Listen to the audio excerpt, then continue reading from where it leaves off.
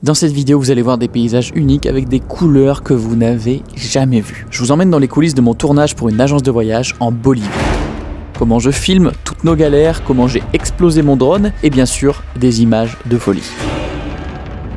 Ce voyage est un peu spécial pour moi. Là où d'habitude je filme ces expéditions seul, cette fois-ci, j'ai quelqu'un avec qui partager tout ça. Et ce quelqu'un, c'est Paul Pajaprod, que je retrouve à l'aéroport de Lima, au Pérou. Déjà, imaginez retrouver un de vos meilleurs potes dans un aéroport à l'autre bout du monde, et ben je confirme, ça fait plaisir. Après 32 heures de voyage, on arrive à Santa Cruz, en Bolivie. Il est 5h30 du matin, heure locale, et bien sûr... Alors Paul n'a pas de valise, voilà, un peu à plaisir. Il est 5h30 du matin. Ta valise ? Oh, ma valise, putain.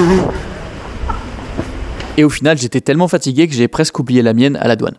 On rejoint Venki, le boss de Nomadic Road, qui nous attend à 6h du matin devant l'hôtel. On retrouve ensuite une partie des clients indiens que je connais très bien, avec qui j'ai déjà fait plusieurs voyages, et je crois qu'ils sont eux aussi contents de me voir. On part au resto goûter la bière et la cuisine locale, et on passe la soirée ensemble avant le grand départ, le lendemain matin. Mesdames et messieurs, c'est l'effervescence du départ. On est en train de préparer les voitures. J'ai les objectifs qui sont là, la cam 360 sur la grande perche, ma petite banane avec mes affaires, le Fuji pour les photos s'il y a besoin, le R5C qui est prêt. Cette poche parfaite qui tient le drone, je l'ai un peu embourré, il est coincé. On a les manettes, on a des batteries en plus. Comme d'hab, on est Shepherd, on est à la fois à l'arrière, on est l'avant, on gère le groupe. On a nos 3 petits noms qui sont là. Venki, you ready? As usual, we are always ready. Ça y est, on est enfin parti pour 10 jours d'aventure à travers la Bolivie. Bon, évidemment, vu les loustiques avec nous sur ce voyage, il faut faire quelques provisions en route. Oui, je vous présente des Indiens dans une épicerie au fin fond de la Bolivie en train de casser de la glace pour garder les bières au frais. Pour ceux qu'on la ref, Camoulox. On quitte doucement la civilisation pour nous rendre dans un premier lieu incroyable et très difficile d'accès. Niché au milieu de montagnes rouges et d'une forêt magique, je vous présente Refugios Los Volcanes. Oui, bon bah désolé pour l'accent, il y avait des choix à faire et j'ai fait allemand LV2. En arrivant, on se sent tout petit et il y a vraiment un air de Jurassic Park.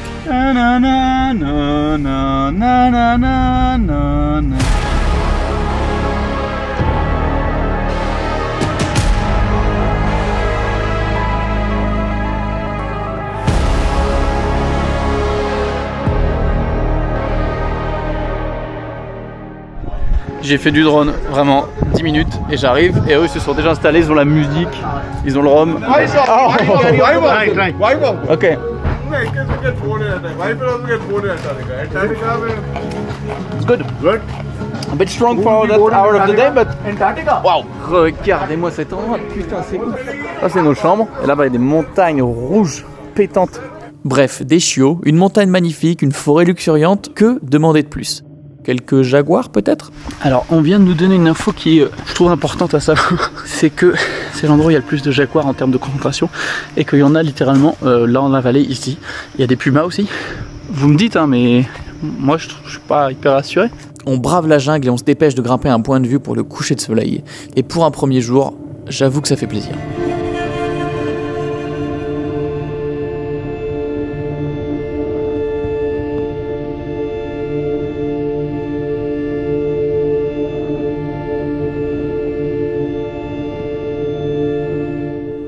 J'avance un peu la vidéo, mais on est sur un petit spot de fou. Je suis au-dessus d'un lac de sel, littéralement, et la texture est incroyable. Et j'adore les photos de texture, regardez-moi ça. Tu vois là, hop. Et oui, cette vidéo, comme beaucoup de vidéos récemment, est sponsorisée par Sal Digital, qui m'a notamment permis de faire cette photo en print fine art sous verre. Et si je vous disais que ça, c'était un livre photo de tout mon voyage en Amérique du Sud. Non seulement il y a du cuir ici, et en plus...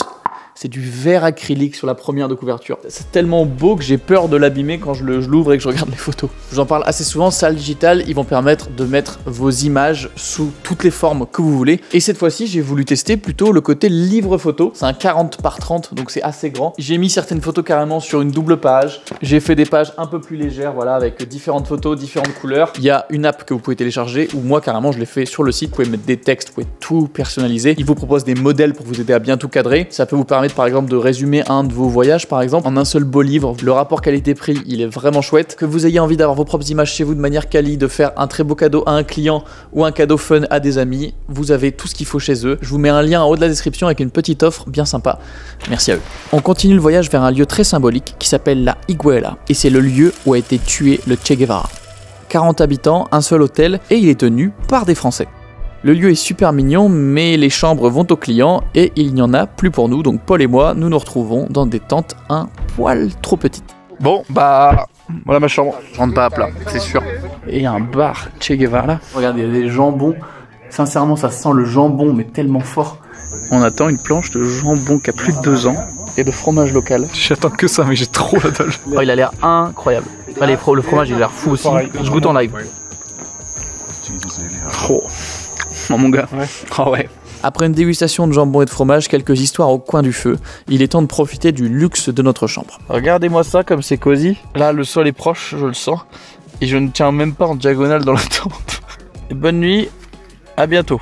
Alors oui, clairement, cette nuit n'était pas dingue. Je me suis réveillé tellement de fois, le cul qui passe à travers le matelas dans les cailloux en dessous là. Oh là là, bon, ça va être dur, oh ça va être dur. Rien de mieux pour passer le réveil difficile que de se suspendre en plein air, en dehors de la voiture pour faire des plans. Un jour comme les autres en expédition. J'adore cette vie. Ouais.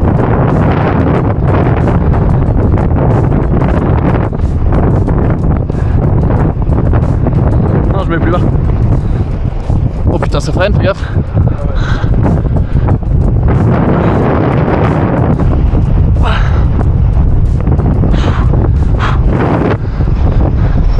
Venki se met en mode rallye et on continue en direction de l'Altiplano, le second plus haut plateau du monde, et après 2 jours de route intense, on y est presque. On s'arrête juste avant pour passer la nuit à Uyuni Town. C'est le dernier hôtel de qualité qu'on aura avant de bouffer de la poussière pendant 6 jours, donc autant en profiter et même peut-être, pourquoi pas, faire le sauna le plus haut du monde. Ça fait très longtemps que je me fais de sauna. C'est vrai? Oh ouais. Oh, c'est cadeau. On se fait une drague sur le sauna. Oh là là, mais là on va crever. Ouais, alors le sauna à 3600 mètres, je sais pas si c'est recommandé par la... Je sais pas si c'est recommandé par l'OMS.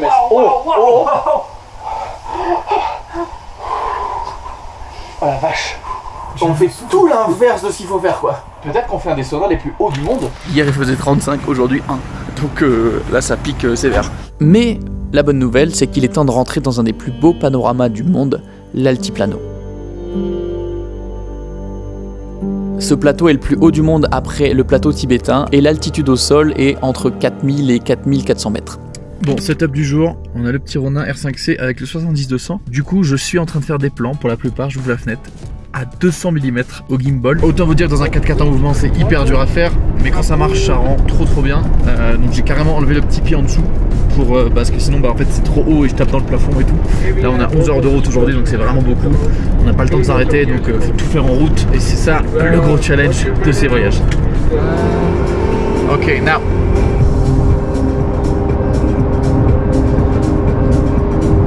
Nice. Yes. On découvre d'ailleurs qu'on a un toit ouvrant dans la voiture et j'en profite pour tester de filmer à 80 km/h.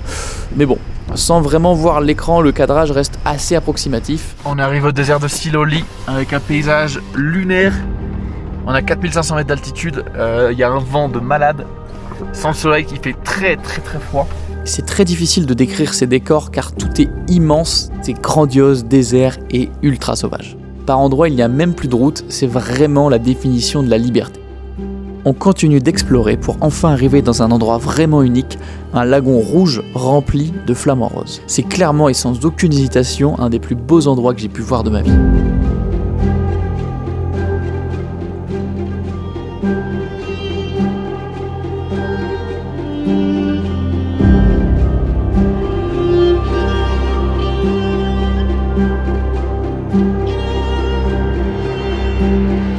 En repartant, je lance le drone, comme d'habitude, pour faire quelques plans, jusqu'à ces images où je me rends compte un peu trop tard de mon erreur et boum. I'm still seeing, I have vision, so it's not that bad. Yeah. Oh, il est à l'envers. Ouais, il est à l'envers, mais c'est pas grave. Ça va? En vrai, j'ai tapé un peu, mais... Wow. Bilan des courses, on a le filtre qui est explosé à l'avant. Toutes les hélices sont cassées, il n'y en a pas une qui a survécu. C'est très grippé quoi, il y a de la poussière dedans partout. Bon, le plan c'est de... On a un compresseur à pneus, du coup on va balancer de l'air dans les moteurs pour essayer de dégripper ça. J'ai heureusement plein d'hélices de rechange. Oh c'est horrible, le son, ah, c'est un poivrier le bordel hein. Ah c'est horrible. Voilà, c'est le moment de vérité. Le son est pas très bon. Hein. Let's go, ça marche. Donc à retenir, mettez des filtres devant la caméra et ayez surtout beaucoup d'hélices de rechange.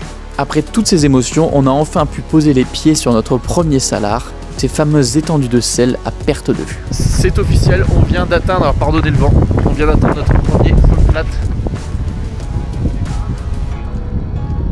Oh, c'est salé hein.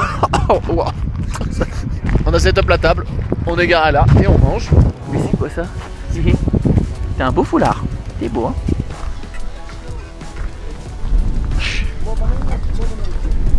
On va se faire un petit plan de drone. Allez, ciao. Putain, mais attendez-moi. Please don't forget me.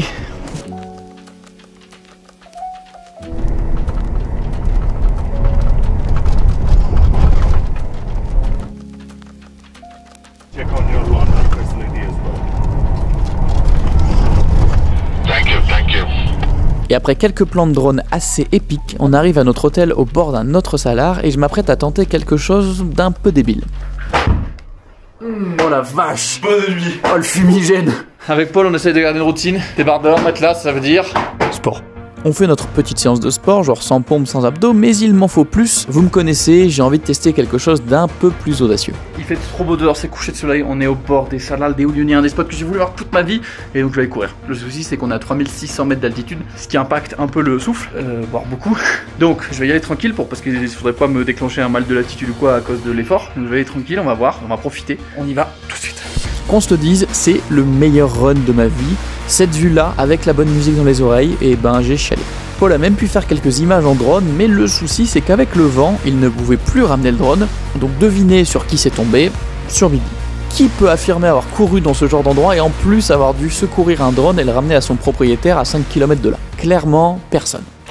Après ces quelques jours de péripéties, on a enfin atteint le Salal des Uyuni, point culminant de cette expédition, et c'est dans une vidéo dispo en exclu sur la chaîne, sortie il y a quelques semaines. Je vous mets la vidéo en description. On finit l'expédition à La Paz, et quoi de mieux pour clôturer l'aventure que de se faire inviter à une soirée d'anniversaire d'un gars qu'on connaît pas. Me demandez pas, j'ai toujours pas compris comment on s'est retrouvé là, mais c'était vraiment marrant. Merci à Salle Digital d'avoir soutenu cette vidéo, on se retrouve mercredi prochain pour une vidéo cinématique sur l'Amérique du Sud, et un conseil, préparez vos rétines.